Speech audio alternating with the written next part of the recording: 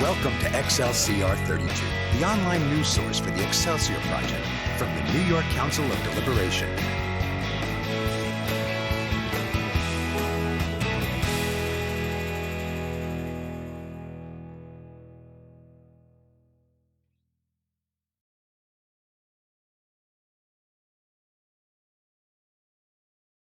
Tonight's guest speaker is illustrious W. Bruce Renner, 33rd degree. Bruce was raised as a Master Mason on April 21st, 1970 in the Lodge of Ancient Landmarks number 441, which is now Ancient Landmarks Lodge number 358 in Buffalo, New York. Illustrious Renner is a past Senior Grand Warden of the Grand Lodge of New York and a past Grand High Priest of the Grand Chapter State of New York Royal Archmasons. He was coroneted a 33rd degree by the Supreme Council of the Northern Masonic Jurisdiction, Ancient Accepted Scottish Rite, in 2000. He holds the Knight of the York Cross of Honor, the Order of the Purple Cross, the Grand Chapter's Ezra Ames Medal, the General Grand Chapter's Distinguished Service Medal in silver, and the Ephraim Kirby Award, and the Commandery's Knight Commander of the Temple in the York Rite. He is presently Intendant General of New York Western for the Red Cross of Constantine. He's a past Junior Deputy Supreme Magus of the Societas Rosicruciana and Civitatibus Federatis, and holds the Grand Cross of the Order. He is President Emeritus of the New York Council Deliberations Scottish Rite Charities Corporation, and he's also a past president of the Chancellor Robert R. Livingston Masonic Library, and he's presently the chair of the Library and History Committee for the Scottish Rite. He received the Deputy's Award in 2007. Brothers and friends, it's my pleasure to introduce illustrious Bruce Renner. Bruce, Thank you, illustrious Rick. If you'd like to share your screen, you should be enabled to do so. I will do that, yes. That's good. All right, well, first of all, let me start out by saying I appreciate you all being here tonight. It's not the night before Christmas, but pretty close. And up here, we've all completed our Christmas shopping because we're supposed to get the storm of, well, they call it generational storm. So I guess we're due for one of those, but I'm not looking forward to it. In any case, before we get into the nitty gritty of all this, I wanted to wish you all a great holiday season. And if you are in one of these storm areas, please travel safely during the holidays. The advertisement for this talked about me presenting on the history of the Scottish Rite, and I hope that not too many of you showed up to find out how I was going to jam in a couple hundred years of history into an hour presentation. I'm not actually going to speak on the general history of the Scottish Rite. We could actually spend a college semester just on the Council of Deliberation of New York's history. And for the Scottish Rite, I suspect we could have quite a few semesters. And having said that, there's a lot of history that is still not very well researched, and it's a fertile ground for would-be historians in the fraternities. So I encourage you to look at the history of the Scottish Rite in general and of your local valleys. I actually have two presentations for you. One of them concerns my work on the Library and History Committee. Now, I am the chairman and I'm supposed to herd the cats and all that, but those on the committee will attest that I'm not herding them very much. I pretty much expect them to do their own history. We've had actually one of our newest members, John Zabel, I think he's on, produced a quite interesting history of his local valley, which is Rochester. And it would be great if everybody had a historian for their valley and could produce such a work. It would greatly enhance our knowledge of the Scottish Rite. So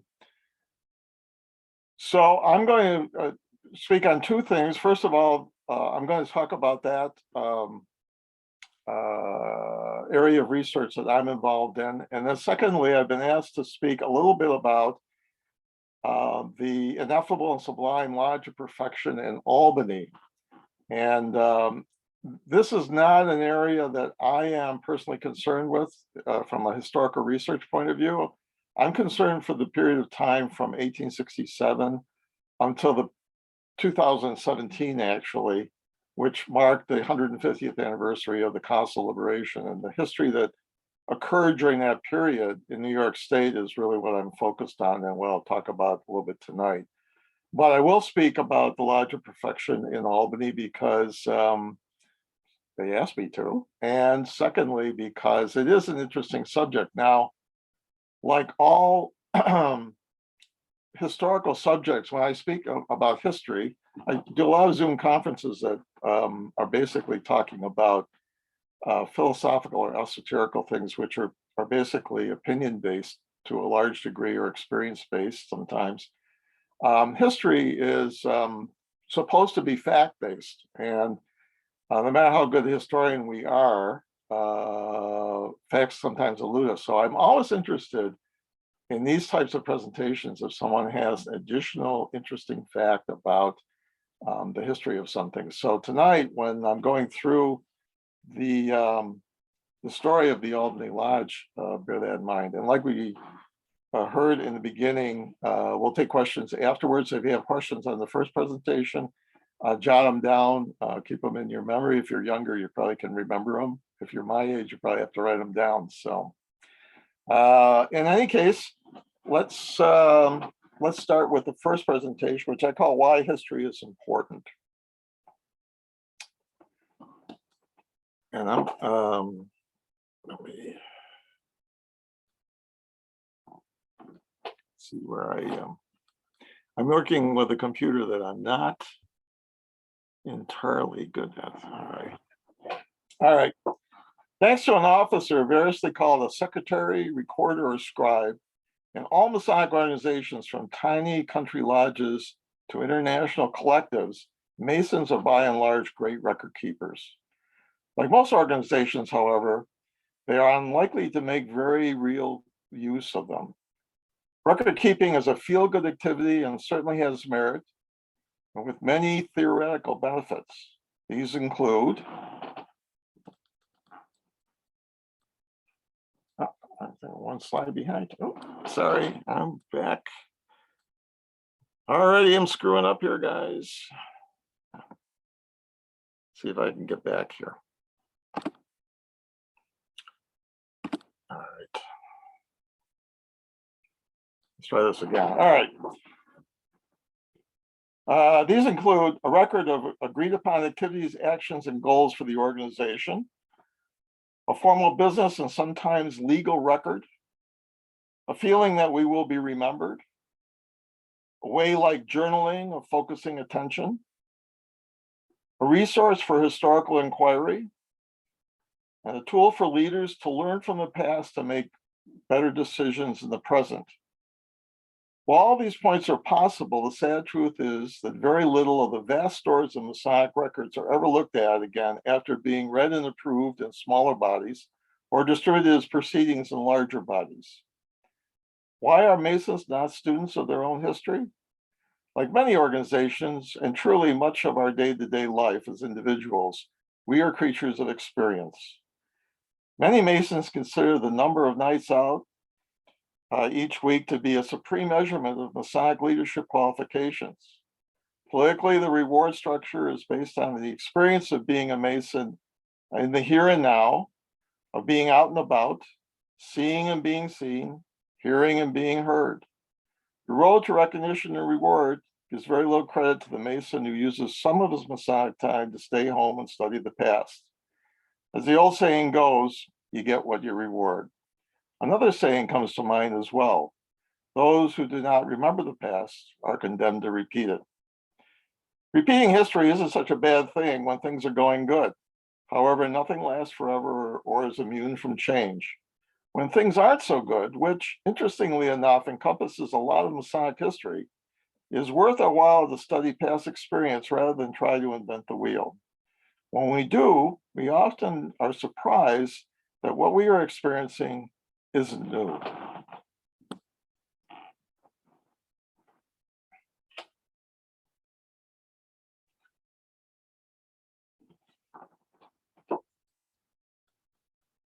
Okay, my slides are a little bit out of order here.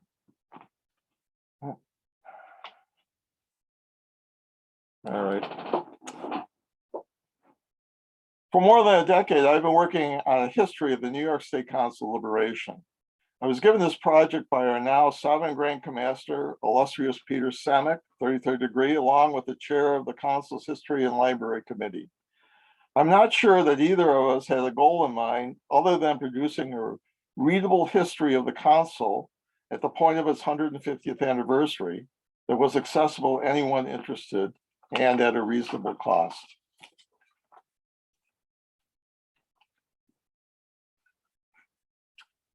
As I worked on this over the past decade, however, I've increasingly seen a lack of historical perspective detrimental to the advancement of Freemasonry in our own time.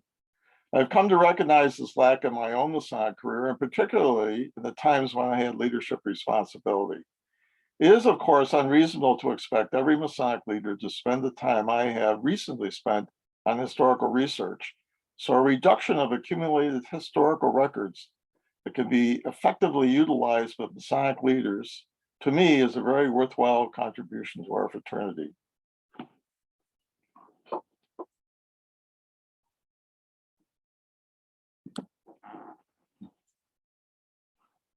This turned out to be a rather larger undertaking than I originally imagined. While the history is restricted to the council established in 1867 as a result of the union of two competing Scottish Rite Supreme Councils, its proceedings cover 150 years and an estimated 21,000 pages of primary material. While I have restricted as much secondary research as possible, there is still some required to fill in the gaps of information. The major contents of the books are as follows: a year-by-year summary of the contents of the proceedings, key demographic tables over the 150 years of the council, an in-depth look at each deputy, a brief autobiographical sketch of the active members from New York, a list of all New York 33rds and MSAs, a brief introduction to Freemasonry and the Scottish Rite, and a concluding historical commentary. Expect the book to be 400 to 500 pages. I am up to 1977 as of this writing.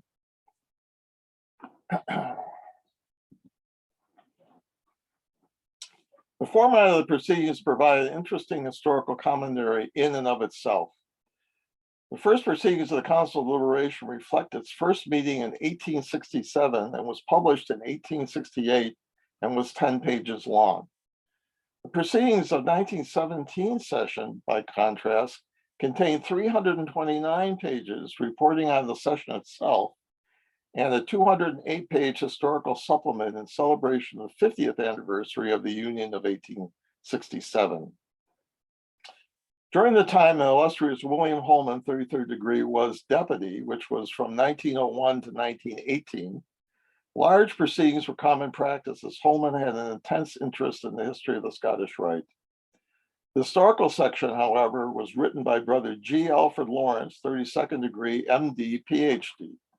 Although he received little notice in the proceedings, it was never elevated to an honorary 33rd. He provided a similar effort in a 1927 update. Over the entire 150 years, I estimate that the average proceedings numbered about 100 pages apiece. By the turn of the 20th century, photography had reached a stage of development where it was affordable to include pictures in the proceedings. This progressed relatively quickly during the Holman years to include a picture of the deputy, the active members, and finally presiding officers of every Scottish Rite body. Early printing of photos required an entirely different publishing process and appeared as inserts rather than embedded photos that we are used to today. Ironically, as photographic technology improved, photos were gradually eliminated in reverse order. First, the presiding officers disappeared, then the actives and the deputy. The reintroduction of photos occurred in 1988, but included only the active members on a regular basis. It was likely a thrill for presiding officers of Scottish Rite Valleys to have their term memorialized in the proceedings. Removing them was undoubtedly a cost-saving measure, but showed an incredible insensitivity to a simple reward mechanism for leadership and a disservice to historians. Content of the proceedings varied greatly over the 150 years of the council proceedings, but the modern trend has been to reduce content. For example, for many decades, each commander-in-chief of the four-bodied valleys gave reports on the activities of their valley, and also 1, 2, and 3-bodied valleys related to them through their consistory, which were included in the proceedings. These were eliminated in 1977, a year that also saw the reduction of font size of the proceedings to barely readable. Another example, during the term of Deputy James Bryce, who served from 1943 to 1951, introduced panel discussions. Generals, secretaries, degree directors, and later editors and presiding officers into the council annual sessions, and also area meetings that were held throughout the year. These were faithfully recorded into their elimination sometime in the 90s. Each reduction reduced the amount of historical material available to researchers, particularly of the activity of local valleys.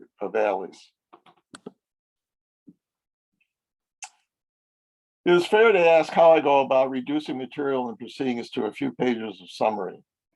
I generally spend about 8 to 12 hours on each proceedings. I review the proceedings by subsections. Receiving the most attention is report of the deputy, and depending on the time period, the reports of the commanders-in-chief, the minutes of panel discussions and area meetings, some committee reports, and also a quick scan of remarks by visiting dignitaries. In writing the summary, I try to pick out reoccurring themes, but also unusual events. It should be remembered that the proceedings are first business documents, and so there is a fair amount of repetition and also a fair amount of standard material of not much interest, except perhaps as trends. In the time period when there was detailed reports of Valley activity, many were just a regurgitation of the Valley schedule of activities, primarily of degree conferrals. However, in almost every proceedings, a Valley or two were dealing with an unusual situation. For example, a financial or business or a building issue. After completing the written summary, I update a spreadsheet on Valley demographics for all the valleys, such as number of members, initiations, charters issued or relinquished, active and honorary 33rds and MSAs created, and selected financial information. At the end of the term for an active, I create a short biographical outline of his life. This is a more extensive essay for a deputy. And actually for the deputy includes the commentary kind of the time that he served in and what problems he faced. It is rare that you find information about the current state of the world outside the council rooms, although it sometimes appears in orations and in the reports of activities impacted by outside events. For example, finances and membership levels during the Great Depression. However, to provide some context in a greater sense, I often review the general history of the time period involved. I lack an editor, so time must also be devoted to proofing, organizing information, and inserting photos. Editing is particularly difficult on one's own writing. I generally do several read-throughs and also use text to audio. Perhaps you are now understanding why it takes so long. I'd like to close with a few general insights I have received in the course of compiling this history. Almost immediately, I saw in my mind's eye these men and their masonry, and I felt a great affinity with them. They spoke a language I understood with the same love of Freemasonry I felt. I would call these men my friends had I lived in their time. In this way, the work of the historian is akin to time travel. Outside the council room, I think, I would find the world a far harsher place. In the early days of the council, cities were dirty and polluted far beyond most of our experiences. Horse manure covered the streets, and the air would be thick with particulates of biomass and coal fuels. Personal hygiene was wanting, medical care limiting, and social safety nets non-existent. The role of women in Freemasonry is often marginalized, but their positive view of Freemasonry helped encourage adult males to join, as an alternative to the societal pastimes of male masses, saloons, bordellos, and gambling halls. Women are also mentioned early on as attending council sessions much as they do today. The changing role of women made after World War II reduced support for involvement, as men were expected to assume more shared household duties. Freemasonry has also moved away from communities' involvement. While it was once common for Scottish Rite bodies to adopt orphans and support widows, and to have within its fold the prominent men of their communities, it began to move towards the support of large institutional charities and has seen the elimination of many of its former charitable activities by vastly improved social safety nets. In general, many of the societal problems that once were actively addressed by Freemasons are now solved. And Freemasonry has struggled to find a new unique way to contribute to current society. In 1877, the first year the membership was reported, there were 1,018 Lodge of Perfection brothers recorded. Contrary to what one might think today, membership has always been the #1 business issue of the fraternity. The Scottish Rite grew in fits and starts to over 40,000 members before it gradually began declining in the 1960s. It is clear that it is much easier for a nascent organization to manage growth than an established organization to manage decline. In particular, Freemasonry has had a difficult time right-sizing its infrastructure. Further to membership, the long decline to membership in the second half of the 20th century is multiple societal causes, and is largely not the fault of the fraternity and its members. This is vastly different than membership fluctuations caused by one variable events, such as the 2 World Wars and the Great Depression. Valleys can run very efficiently with small but dedicated membership. For example, the 4-body Valley of Binghamton worked just fine with under 100 members until 1895. And when I say worked fine, I mean they conferred on a regular basis all of the degrees. The work of the historian is seen as its own reward and as rarely leads to titles, medals, and aprons that most active Masons seek. It is, however, important work, and for some it is a calling. From my own part, I came to it late in my Masonic career, and I can hardly be critical of those who are doing now, that is, actively working free Masonic organizations, as I did earlier in my career. Perhaps younger Masons, hearing my regrets, might spend a bit more of their time studying history.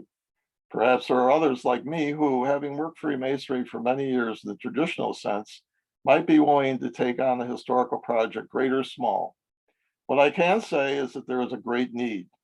Remember as well that if we want to be remembered, we must remember those who came before us. Okay, so that concludes that presentation.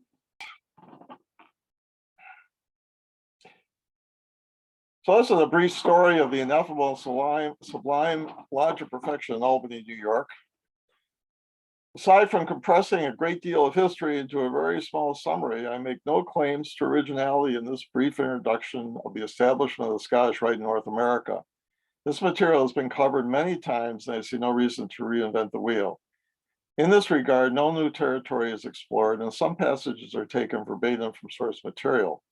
It's my hope that this is formative and provokes interest in the subject. On the other hand, I haven't seen the material that is presented in the insights from the proceedings section of this presentation by other writers.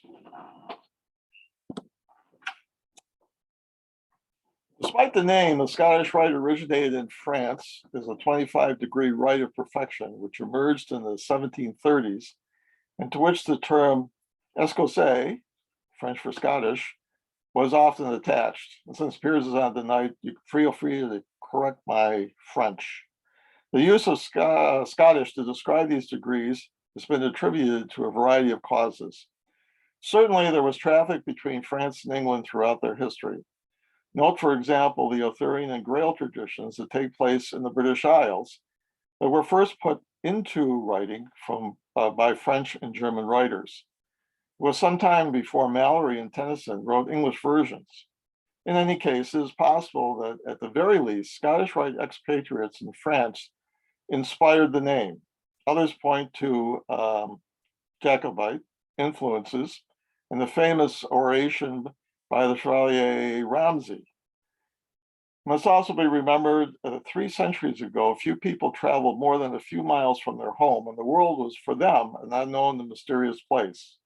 Far off Scotland then added a bit of mystique to French Masonic activity.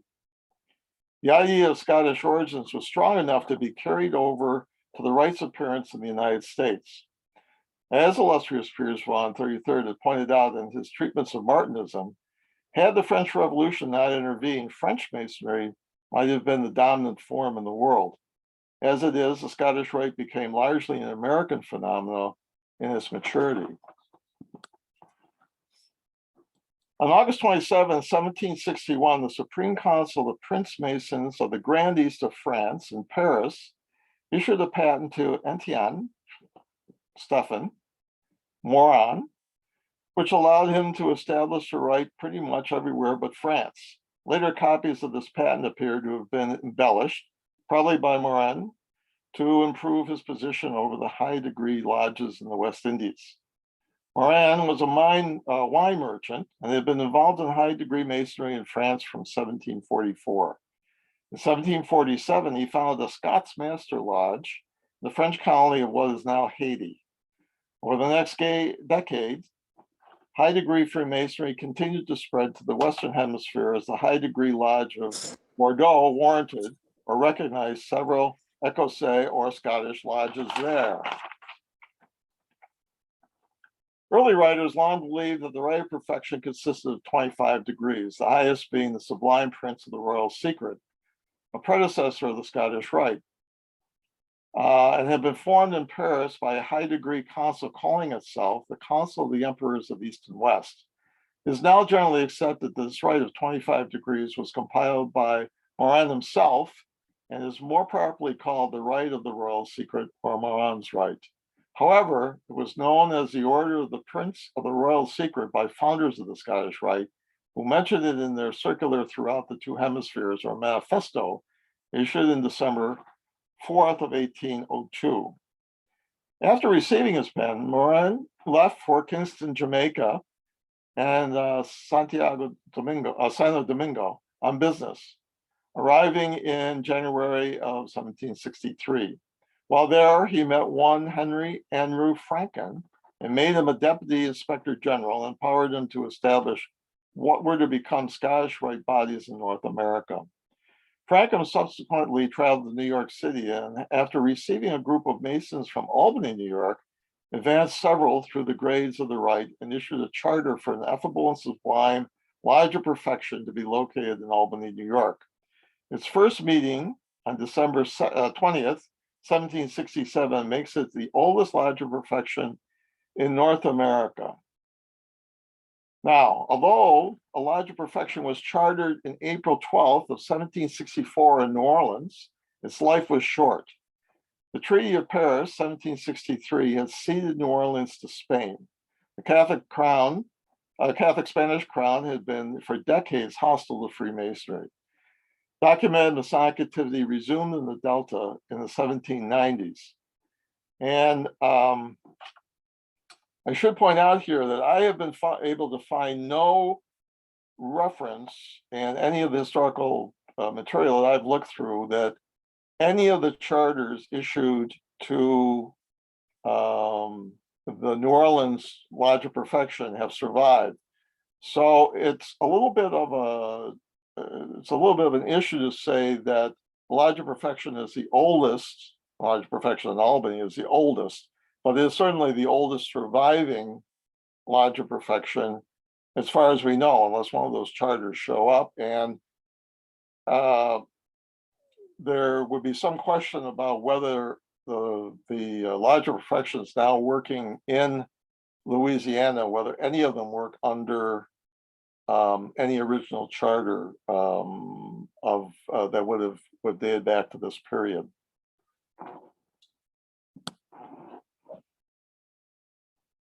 It should also be noted that Ineffable Lodge itself went dormant a few times. first from 1774 to 1821, when it was revived by Giles Fonda Yates, and again from 1826 to 1840 due to the Morgan affair. It has since been working continuously to the present day. Miraculously, its records have been kept intact.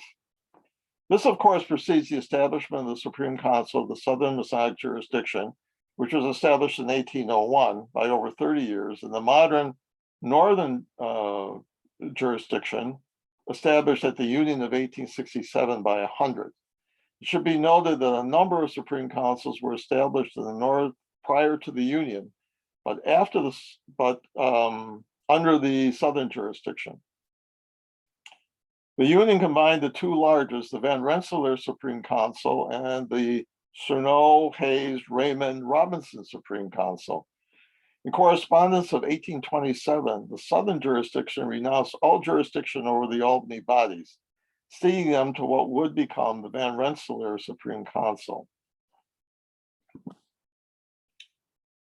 Here's a slide of Tilly Rensselaer and Joseph Surnow. I think they probably look better in art than they did in person, but one never knows.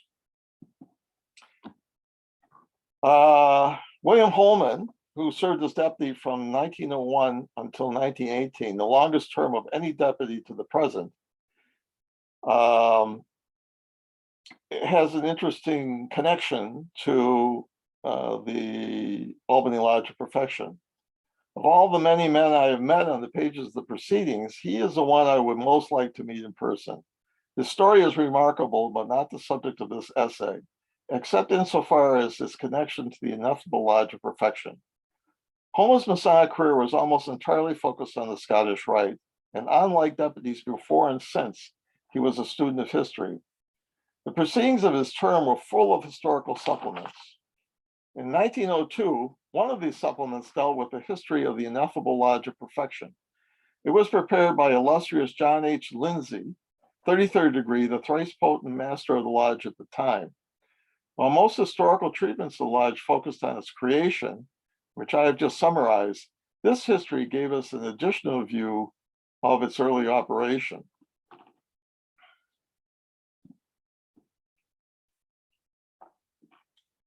It is quite clear that the early members of the Lodge were often at odds with one another.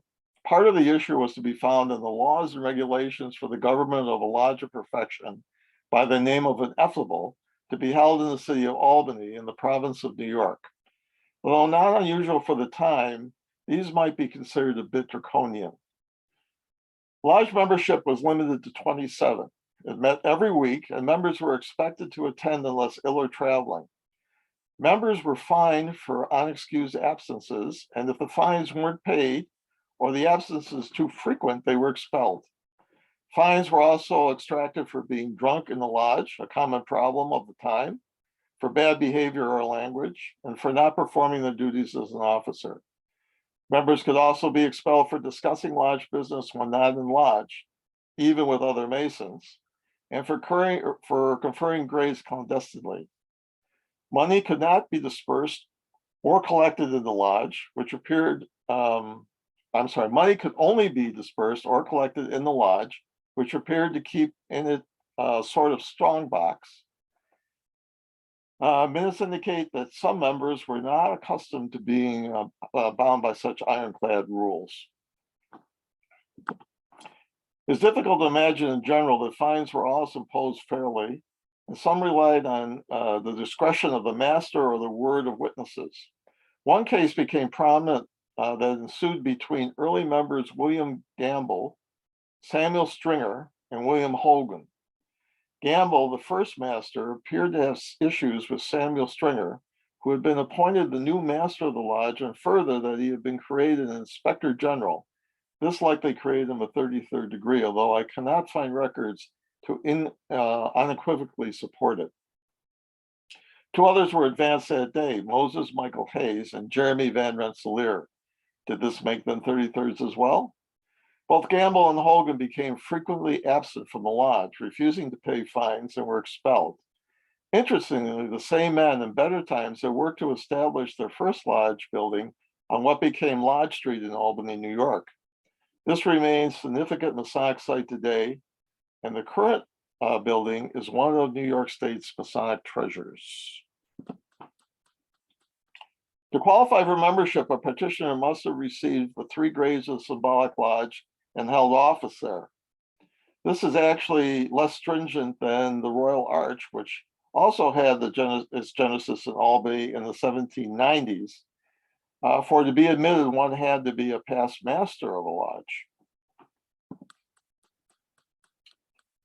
Although a great deal is made of the oldest lodge of perfection, little is said about the Council of the Princess of Jerusalem, named the Grand Council, which many believe was chartered at the same day, December 20th, as the lodge.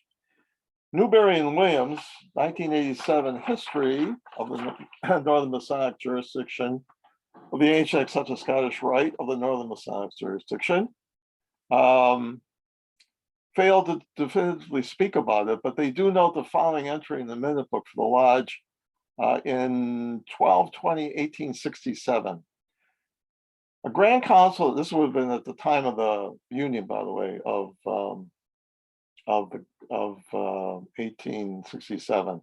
A Grand Council of the Princess of Jerusalem recited that it was established and convened under Franklin's authority, granting a charter for a body in Saratoga, New York. There are, however, no records of such a body, and there is some question how much, if any, Grand Council work was done before the Union of 1867. Nevertheless, Supreme Council continues to list Grand Council as established in Albany on December 20th, 1767. And by the way, Grand Council's name was changed somewhere along the line by Supreme Council, who felt it was a little bit presumptuous. Perhaps it was Supreme Council that was presumptuous, though. In the 1906 proceedings, the minutes of Ineffable Lodge of Perfection from 1767 to 1774 were concluded, numbering 130 pages in all. This material, as well as the original patent of Jeremiah Van Rensselaer, was given to the deputy by illustrious William B. Mellish, 33rd degree of Cincinnati, Ohio. Although in earlier proceedings, a date of October 30th, 1856 was given as the charter date for a consistory in New York City, and June 3rd, 1851, for the other bodies, a consistory was actually established there on August 6th, 1806, under the jurisdiction of the South. Albany then is the second oldest four-bodied valley, as both its consistory and chapter have charter dates of November 16th, 1824. In addition to possessing the oldest lodge and council whose charters date from December 20th, 1767. The chapter of Rose Croix had been established in New York City at an even earlier date of December 3rd, 1797, making it the oldest in North America. It must be borne in mind that both the early bodies of Albany and New York City went through long periods of dormancy. Many of the older bodies merged into new ones as well. However, they were able to keep their original charters. Early proceedings extending to at least 1917 list the charter dates of both Albany chapter and consistory as 1824. More recent volumes of Supreme Council proceedings have listed the date of the chapter as 1886. The consistory continues to be listed as 1824. I have come to believe that this is an error, perhaps based on the reissue of a charter. Although anything is possible in the early history, I've never found a valley with a consistory lacking a chapter. Albany Valley's history after the Union of 1867, while perhaps not as historically significant as its early history, is still interesting. Some of this history will be found in my forthcoming History of New York State Council of Deliberation. That is that. So we can stop sharing.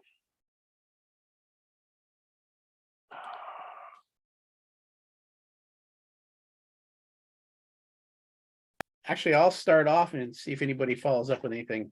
But you talked about looking at a lot of proceedings of the New York Council deliberation.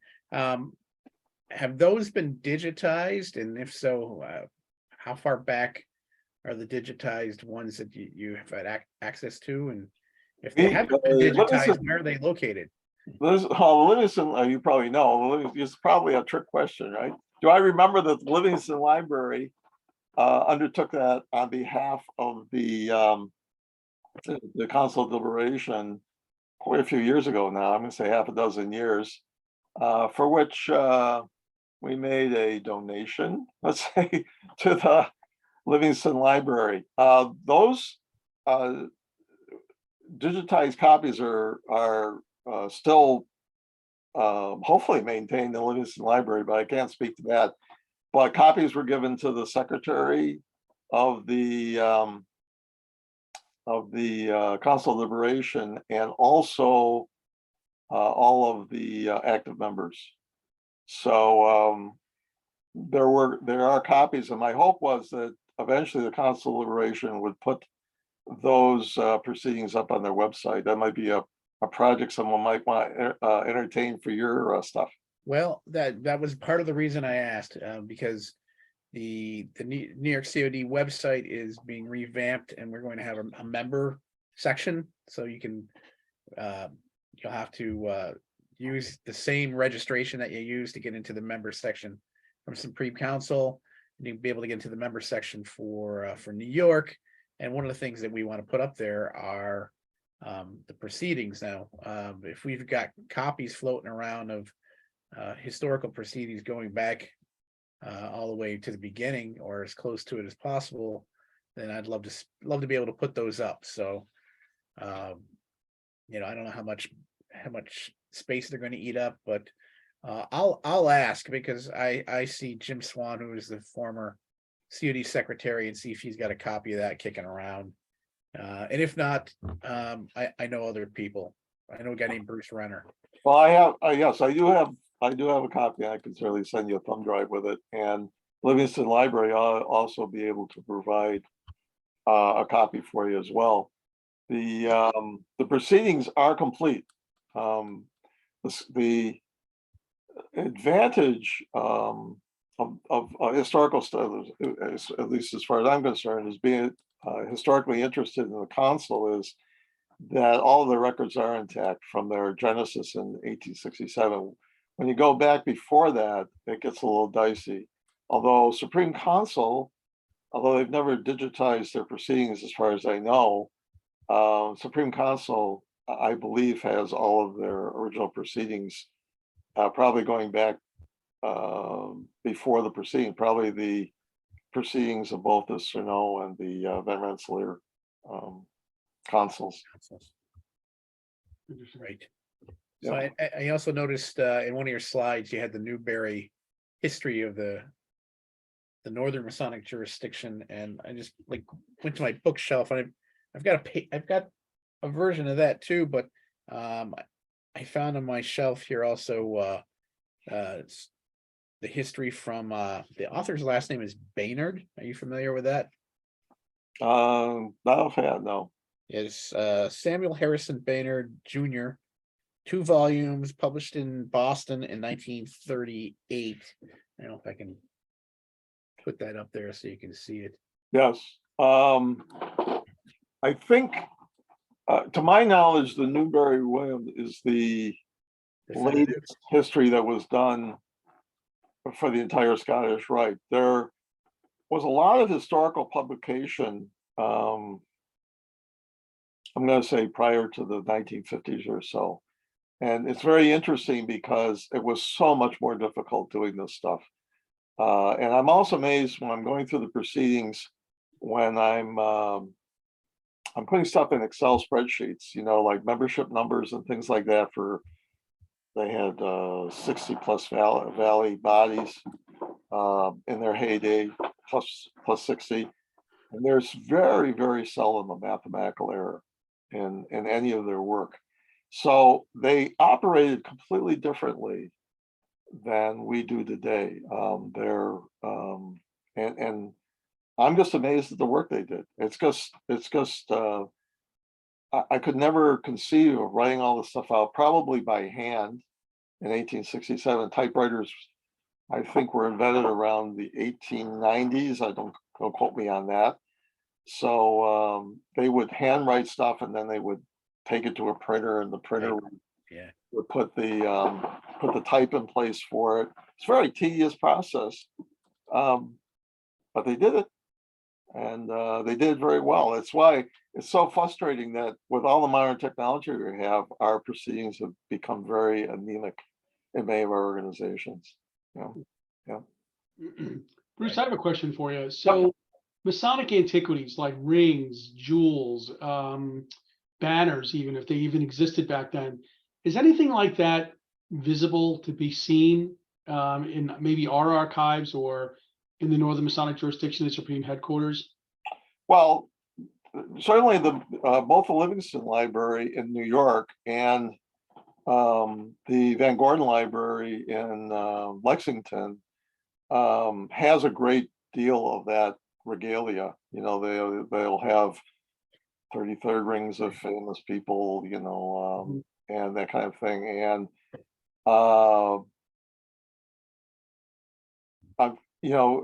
some of this material has been retained by the Scottish Rite Valleys. Okay. So it's only material that came to them because the valleys were willing to give it up that they would have. It's not all on display. I'm reasonably sure that if you if you wrote to either Livingston Library or the Van Gordon Library and said, I'm interested in whether you have any of this or that, Sure. I'd be glad to show it to you. But a trip to either one of those facilities is well worth your time and money. Yeah. 100%. Yeah. So brothers, does anyone have a question that they'd like to, forward to Bruce? You can put it in chat, or you can take your audio off and unmute yourself, and we could start taking some questions. Anyone? Hey, Bruce, this is Caleb. Hey, Caleb. Thanks for your message before too. And absolutely. I just received some interesting insight in terms of the Lodge of Perfection in New Orleans, which you referenced. And I was just in correspondence with Brother Michael Pohl of the Southern jurisdiction, and he wrote to me. He said the oldest Lodge of Perfection in New Orleans was in 1756, but like Albany, it was not ancient and accepted Scottish Rite at the time, but Order of the Royal Secret. And then he elaborated, which is interesting. Neither Albany or New Orleans have bodies of the Order of the Royal Secret, but that 1752 was the date of the oldest Order of the Royal Secret craft lodge in New Orleans. And he elaborated further. So I was curious if they still had a charter in existence. And so he says that they don't have a charter in existence, and that the actual documentation that reflects the elder body is found in the Sharp documents, which I believe are in the archives in Lexington.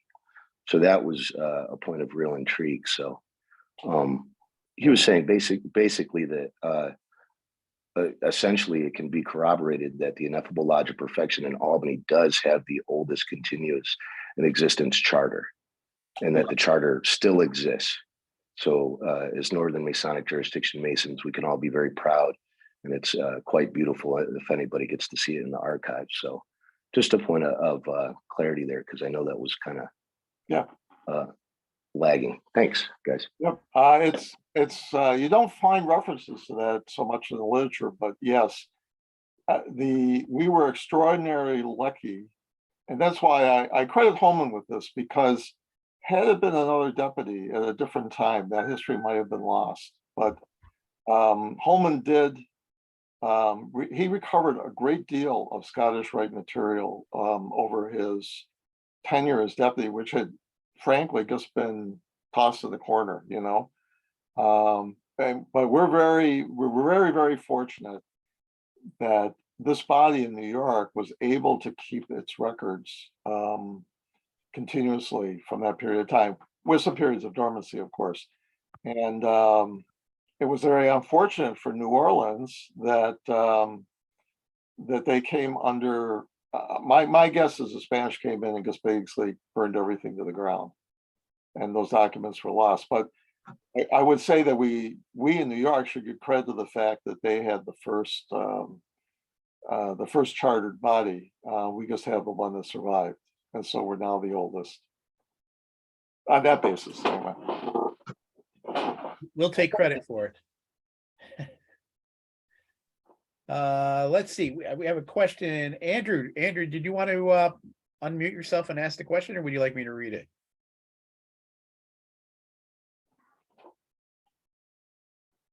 Okay. Sure. Yeah, go ahead, Andrew. Can everyone hear me okay? Nope, you're a bit on the soft side. Oh, you can read my question if it's okay. So Yeah, that's my no problem. computer's No problem. in trouble. So yeah, so Andrew Miladonis was asking, have you found ritual works being mentioned in your research, and have rituals been around the same over the years, or have there been lots of changes, either changing them because of time or because brothers have forgotten parts of rituals? The ritual itself is a whole history in itself. As you know, the ritual that came to us from France was pretty sparse. It was Pike who elaborated on that ritual, and an early active from New York, McClanahan, also had a hand in developing the Thomas McClanahan had a hand in writing the ritual for the Northern Masonic jurisdiction. The ritual has changed continuously in the Scottish Rite from its inception until the present day. And some might claim that, that it was the intent of the organization to continually change its ritual. But it's interesting to read in the proceedings, let's say from the, I'd say from the war years, from the Bryce period, when he established a directors committee that met every year at Council Liberation for a couple of decades, that they continually talked about issues with the ritual, that the ritual, sometimes it was the presentability of the ritual, sometimes it was the language, the difficulty of staging it. And the Scottish Rite folks of this period spent a lot of time on staging. They had the latest equipment of the era. They had these fabulous buildings with all these backdrops for all the grades, all the degrees of the Scottish Rite. And the degree work was very central to the Valley, although they did lots and lots of other things. I can speak from viewpoint of my own Valley. There was once upon a time a symphony orchestra and a stage production stage company attached to the Valley, with Valley members. They had a chess room where they held national tournaments, that kind of thing. So Scottish Rite was I don't want to make it sound like the Scottish Rite was just a ritual body. It was a very social type of thing. It was really a country club setting, and that's what it intended to be. It was intended to be an upscale setting. But the ritual is very important. If you look at the ritual, most valleys up until about the 1960s would routinely confer all the degrees, all the 29 degrees every year, and sometimes multiple times.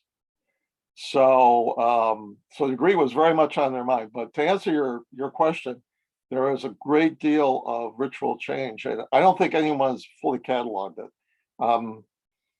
My guess is the Supreme Council has all of those rituals. And interesting enough, by the way, rituals, and this was even in my time and maybe even Rick's time in the Scottish Rite, and certainly people like Ed Trozen that's on the call tonight, where you got a ritual book. If you were an officer, let's say in the Rose Croix, you got a ritual book. It had a number. The secretary wrote down the number. when you were done being that officer, or you're done being in the line, actively in the line, that ritual book came back to the secretary. Yeah, it was like checking out a library book. So checking out a library book, and the fear That's was always absolutely that true. those rituals would wind up at, a flea market or something, That's So, absolutely true. They were hard-covered books, and they knew who had every single one. Every one of them was numbered. I still have a few of them home from back in the day when they changed to the current system, where they just, who knows what they do. Oh, there you go. Your overdue fine's gonna be huge. Yeah. Yeah, Being 2 cents as a a day. librarian. Cliff Jacobs actually Cliff's got a handful of them. yeah, Guys, Have almost a complete set. What are you missing? Maybe I have it. Bruce, I'll tell you, I was in the Sonic Temple as Hoffman Lodge over in Orange County and in Middletown, New York. And one of the older gentlemen, we were there for a reunion, this was a few years ago, and he actually gave me one of the books like Cliff just held up. And I had one of those, a couple of those, my dad was in Scottish Rite, and when he passed away and I went through his things, I found a couple of them. But he also gave me a book of it was called Scottish Rite Plays and Masonic Odes that they used to use in meetings, which I thought was fascinating, and I read them. They were great. So I echo your thoughts that it was very much of a social thing to be part of, because there were these little mini plays, and the focus was on fidelity or truth or whatever it might be. And they even said, for instance, this is appropriate for a ladies program, or a lady. I remember one I read, I think it said appropriate for a ladies' tea, which I thought was very interesting. When was the last time you heard somebody say that? So 100%, you're spot on, 100%.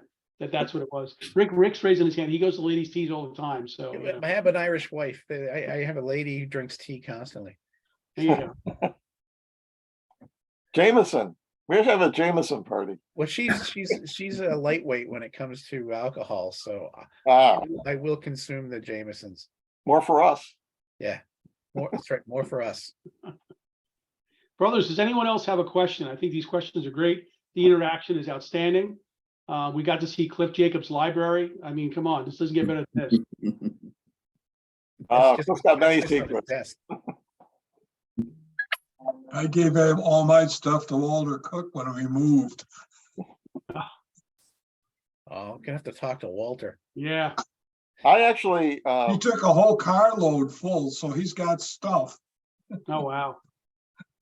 Is it Masonic stuff or Scottish Rite or both, or A little bit of probably at least 100 proceedings of various organizations. That's probably what the bulk of it was, with boxes of proceedings. yeah? Wow. And I just don't have room for that stuff here. Our house is about a third the size where we used to live. Sure. And I don't know what happened to my picture. I did something that went away. I have paper copies of the proceedings, all of the proceedings, and when I'm done with this history, they're all going back to the Scottish Rite. But this brings up a good thing to consider for this group and for individual valleys in general, is having this type of material in the hands of individuals is very precarious. And a lot of things have been lost that way. And also, we've had cases of materials that are in valleys where the valleys have remodeled and people have thrown stuff out willy-nilly. And all of this stuff is stuff we have to be on guard about. One of the issues we have is, where do we put this stuff? And I think it's a question for the Council of Liberation. And Supreme Council is, okay, I have, like I said, I have all the proceedings of the New York Council of Liberation. They probably have a copy of it in Lexington, and I know Livingston Library has several copies. They did in my day. But it begs the question, are they accessible to people? And that, Yeah, on the same topic, Bruce, and I know you know about this, but Carl Smith has a complete set of Grand Lodge proceedings dating right back to the very first one. right, Now, Carl's in his 80s and he lives alone. right. And I don't know if he's made any provision for what's going to happen to these when he passes, but something has to be done or we're going to lose all those. Yeah. I mean, he's got all of them.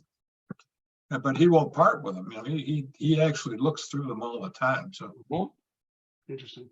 Until he does it, and then, yeah. yeah, well, you know, he's probably the of the Grand Masters. He probably knows the most about Yeah. what's in the proceedings and what's happened in the past.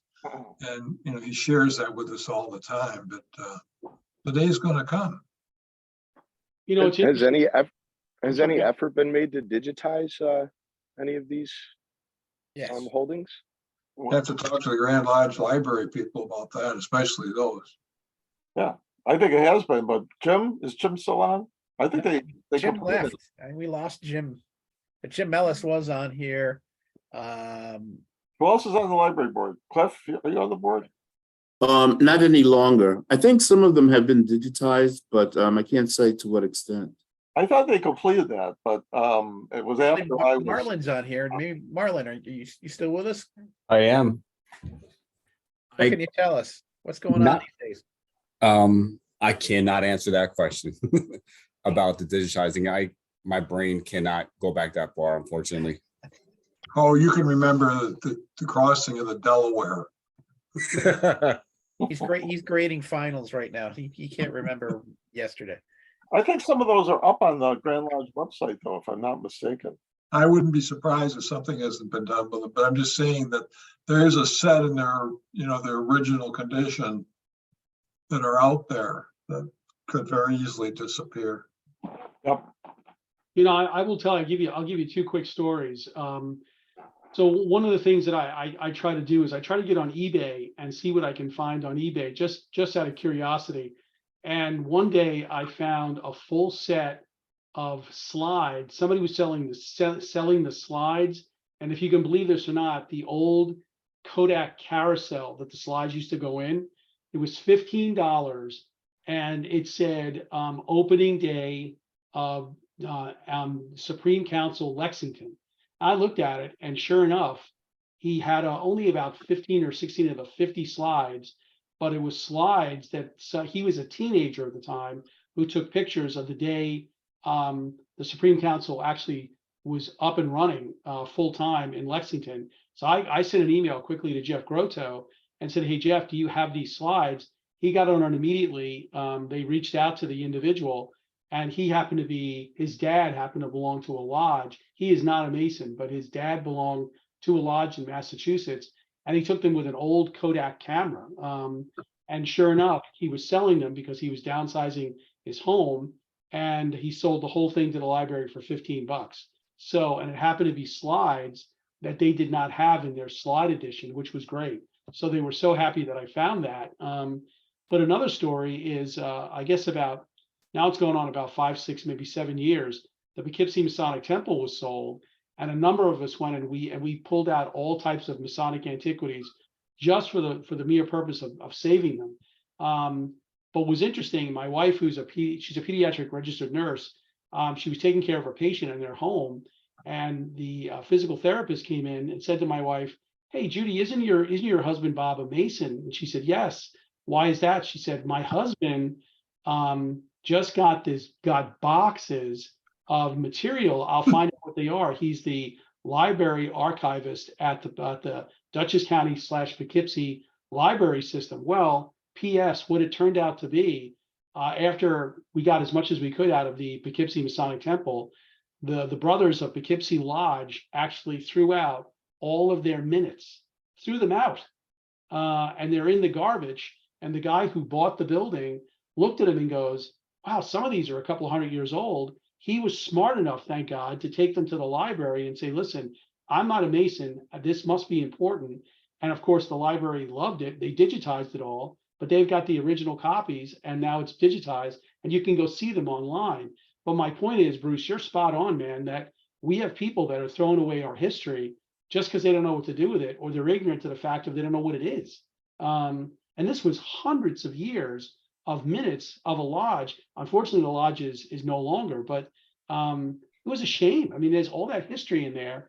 It was going to be gone. It was going to go to the landfill. And sure enough, somebody saved it. A non-Mason saved it. So I think that happens more often than we think. So you're spot on. Yeah, I think in this day and age, some of the younger guys who are technology savvy digitize stuff like that. I've got a couple scanners myself for digital purposes, but the technology keeps getting better and better, and that's a very worthwhile project to engage in. You're right.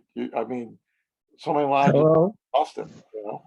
Yeah, And we can't afford to keep the paper either. Right. Looks like we have a question from brother. I don't know your name, but you're coming up on the screen as Fire Tablet. I'm assuming you have a question or a comment. T.W. Moran. Good evening. What's your question? Would it be appropriate to have or form a document retrieval society kind of thing within the Rite, that those places who are forced to downsize or eliminate or otherwise remove their records, that they should inform the Supreme Council, and that the council have members who could retrieve and recover and temporarily store such documents, so that we don't have a thing like that of hundreds of years of records being disappeared, that they could be like in World War II when they had that special branch that was their one specific duty, was to save artworks. We could have, some kind of volunteer group that had the ability to retrieve and store and archive such places. The issue with that becomes storage space. People don't, I'll give you an example. Every year we have 3, 4, 5 lodges that go out of business for one reason or another. Where do the minute books go? Nobody knows. Grand Lodge doesn't have any place to store them. The library doesn't want them. And yet the lodges are told, they even, petitions and things, they're supposed to save all that forever. But the day comes when something happens like that, and nobody knows where the stuff goes. My lodge, one of my lodges, is trying right now to merge with another lodge. The lodge they're trying to merge with has about 20 members. They're all over 80, and none of them will even show up for a meeting to vote on a merger because they just no interest. Now all their stuff's going to disappear. The lodge is going to disappear because that's the alternative, and it shouldn't happen. But there's no provision really that I'm aware of to capture that stuff. That's true, and it does say that the lodges are not supposed to destroy their minute books. Anything. Yeah. So, but as you also mentioned, it is a storage problem, because those old minute books are, well, here's the 1783 Franken manuscript from Supreme Council that they put out a few years ago. So a lot of the minute books are about this thick, and if it's an old lodge, a few of those they take up a lot of space. So you will find a lot of lodges that still exist will have these old minute books up in an attic or something, and a lot of people don't even know they're there. The problem is, going back to Brother Moran's question, is I don't think it's a real problem for Scottish Rite valleys, just simply because I think there's a better grip. If a valley is going to close down, then there's a procedure for where their records are going to. And you've got 20 valleys in New York City and 700 lodges. It's a little different. Yeah. The lodges are a little harder to to keep a handle on. Now, one of the lodges I belong to is in the process of merging. We're just waiting for the Grandmaster's signature. But fortunately, the secretary for my lodge is also secretary for the lodge that we're merging with. So, and he's a grand historian. So hopefully he's preserving everything, or he's going to have a lot to answer for. But yeah, it's a long-standing problem, and I don't know if there's a way or putting a committee together is going to help. The people who belong to those lodges should be Can you responsible. hear me? Yeah, go ahead. Part of Hello? what maybe needs to happen is the fact that when I was active, all these documents couldn't be destroyed. You couldn't digitize them and get rid of them. You had to keep the originals. Is that still the case? I don't know. And if it is, maybe someone that knows more about it than I do should take a look at why are we loading all these hundreds and hundreds of pages of documents onto lodges that could be put on a thumb drive and still be as good as they ever were. But something needs to be really, someone who knows what they're doing has to take the bull by their horns and say, we need to do something about this. It's true. Every single lodge has the same issue. Yeah, and those minute books aren't acid-free paper either. They're going to disintegrate. And when the Livingston Library started digitizing minute books, when Bruce was the president of the trustees, we were very happy. The library is very happy to scan those. And at one point, there was talk of making them available to be seen by the public on a website, but then there were some privacy concerns, and so that never materialized. But Brother Moran, did you have another question? Well, can you hear me? Yep. Yeah. Okay. When it comes to digitalization, there are two things that we could do easily and locally. There is the simple process of photographing each page. That takes just like a couple of seconds and can be done with even a cell phone. Having it actually digitalized takes a computer and stuff like that. But if the records were simply photographed with a phone and saved as a PDF, they then could be digitalized. Like I have a printer, people that do printing have a special device on their copier and a program which actually will take anything that can be scanned can actually be digitalized. So you don't have to digitalize it today, but you need to record it as at least a photograph today. And the photographs you can put on a thumb drive and retrieve later. Yeah. Again, storage space, even in digital. If you're taking a single photograph of every page, that eats up a lot of memory space. So it's actually more logical to actually send the minute books to the Livingston Library, where they have a very high-tech scanning device, and have them do it for you. So Caleb. Yeah, I just wanted to I guess emphasize the love of history and why it's sort of integral for craft lodges minute books to still exist.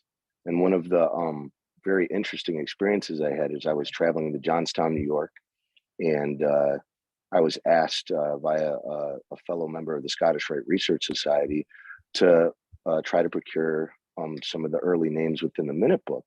And it turns out that for the Ineffable Lodge of Perfection in Albany, New York, that some of the records for those people to capture early Scottish Rite history or proto-Scots Masonry, the Order of the Royal Secrets history, it was very important to have records from craft lodges.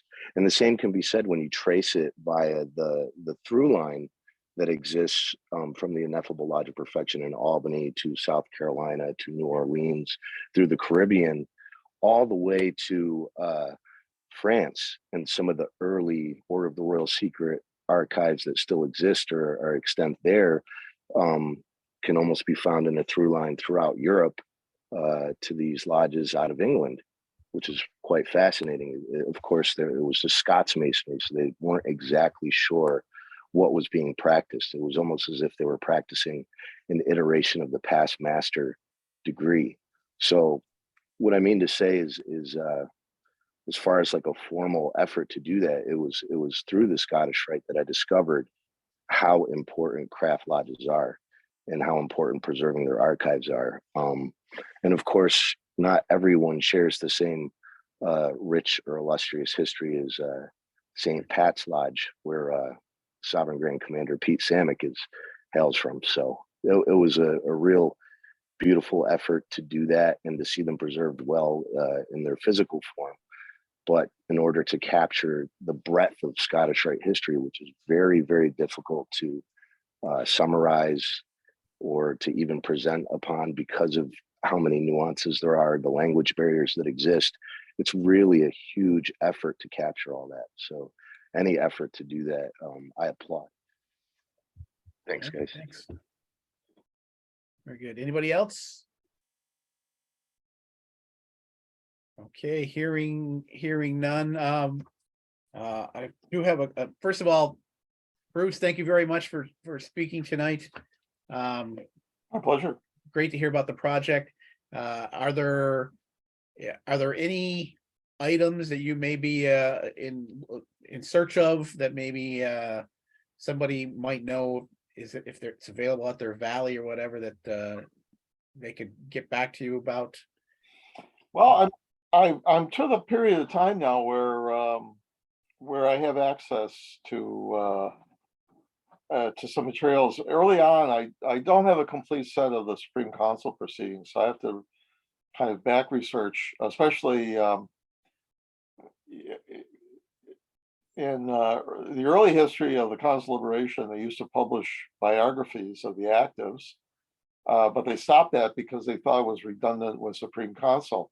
However, most of the members couldn't actually see the proceedings of the Supreme Council, so it wasn't really redundant. But no, I at this point I have I'm up into the modern era, and I have most of the material I need for it. But we're also interested in the history committee, by the way, of if you uncover something that you find intriguing, you can bring it to us, or you can pursue it yourself. There's a great deal of history in the Scottish Rite that hasn't been explored, but unlike craft masonry, pretty much all of the original records are there. There's some track, trace, and remembrance, even though there's things like the New Orleans Lodge of Perfection, which had lost a lot of its records. We still know about it, and there's still a significant amount of historical material about it. That's not true of craft masonry. I mean, early craft masonry were unlikely to ever know exactly the genesis of Freemasonry in detail. So the Scottish Rite is a kind of a gold mine for Masonic historians to kind of delve into, and it tells you a lot about. And this is the point I made about doing this that I discovered later on. It tells you a lot about the commonalities of problems that Freemasonry has faced over the last couple of centuries. And it's you'd be surprised how many times we're reinventing the wheel on things. Yeah. Right. So, all right. Well, thank you, Bob. Do you have anything you'd like to bring up before we close this evening? No, I will tell you, Bruce, you got a really great comment on here from Vaughn Holloway. He said to everybody, great lecture, 2 exclamation points, not 1, 2, Bruce. So you're doing well. Nice job. It's like first star in hockey, second star in hockey. No, nice job. It was great. Thank you very much. Thanks for spending time with XLCR 32. The experiences, comments, opinions, and views shared on this program are those of individual Freemasons and do not reflect the official position of any Grand Lodge, Concordant, or Appendant body. Until we meet again, keep on reaching higher.